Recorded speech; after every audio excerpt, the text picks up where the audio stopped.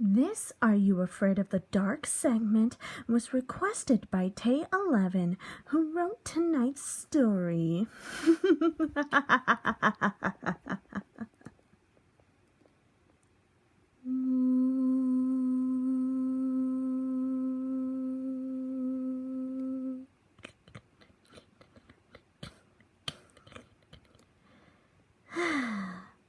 Isn't it such a beautiful night for a bonfire? I agree with you, Vinny. It's lucky that we got nice weather for tonight. It's been raining an awful lot lately. If I had to walk in one more mud puddle, I think I'll explode. You can say that again. If I have to walk in one more mud puddle, you don't have to say it again. Oh, okay. Have you been seeing any rings lately? No, but we saw a penny. And did you pick it up? We didn't really think much of it. Aw, man, you could have just picked it up. Yeah, it could have given you good luck. Not every penny gives you good luck, you know. In fact, tonight's tale is about one mysterious penny that gives you more mayhem than goodness. What kind of mayhem, you may ask? Well, allow me to tell you. I call this story The Tale of an Unlucky Penny.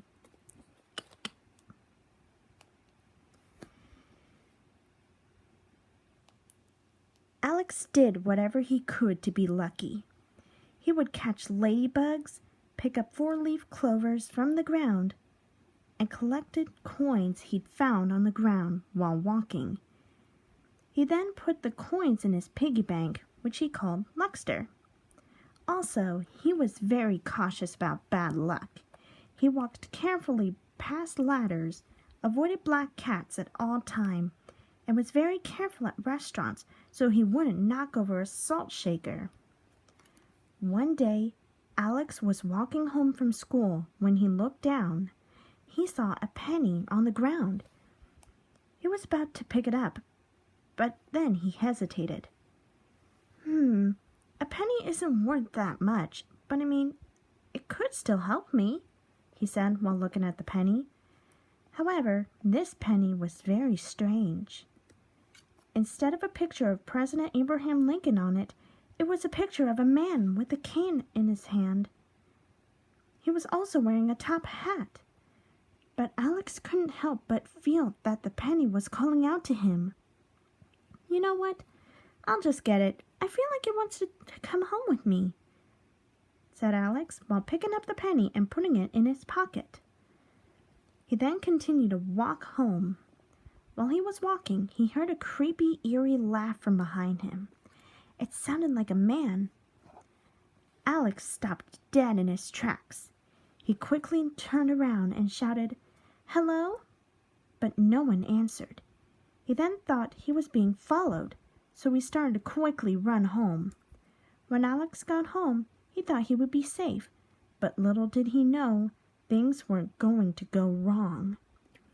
While Alex started walking to his room to put his penny he found in his piggy bank, he didn't realize that his shoes were untied. Sure enough, while walking, Alex tripped on his shoelace and fell on his knee. "Ow!" he exclaimed as he held his knee in pain. Luckily, it wasn't bleeding, so he got up, tied his shoes, and continued walking, this time being more careful. When he got to his room, he went straight to his piggy bank and took the unique penny out of his pocket. Ooh. "Here you go, Luckster, a special penny," he said, while starting to put the penny he had in the slot of the pig's back. Before he could put the penny into the coin slot, Luckster started shaking. He was shaking so much that you could hear the coins that were inside. After he shook for a few seconds, he then started to float in the air. "What the?" Alex asked in confusion as he watched Lexter float in the air before his very eyes. Lexter floated away from the table he was originally on and fell to the ground. He was now smashed into pieces. "Lexter!" Alex yelled as he watched the now broken piggy bank. He quickly went to grab the broom and dustpan and started to clean up the mess. "I guess I could buy a new piggy bank," he said sadly, while putting the pieces of Lexter in the garbage. Alex realized that weird and unlucky things were happening to him. He then thought about the penny he brought home with him. No good luck was happening to him. Actually, a lot of bad luck was happening to him. He thought about bringing the penny back to where he found it, but he thought that maybe the luck inside the penny didn't kick in yet. So he decided to keep it, placed it on his table, and went to the kitchen to eat dinner. But little did he know that that was a bad idea. While he was eating dinner, he went to grab some salt. Before he touched it, the salt shaker randomly fell over. "What? How?" Alex said in confusion. "I didn't even touch it." Suddenly, the chair Alex was sitting in fell over.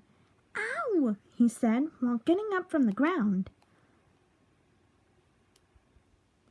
"You know what? This penny isn't helping me get good luck at all," he said angrily while taking the penny out of his pocket. "I'm taking it back from where I found it." Without hesitating at all, Alex went out the front door and began to look for the spot where he found the penny. He remembered how the ground looked and the surroundings around the penny, so it was easy to find where he found it. When he finally found the right spot, he took the penny out of his pocket and aggressively threw it on the ground. "Good riddance," he said, while taking one last look at the penny before walking away.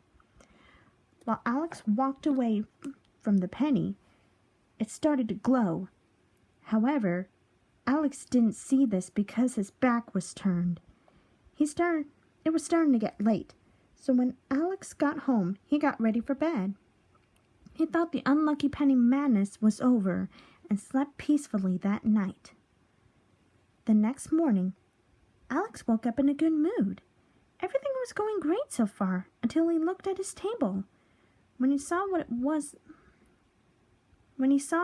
on it, he froze. It was the penny he dealt with yesterday. "What?" Alex shouted.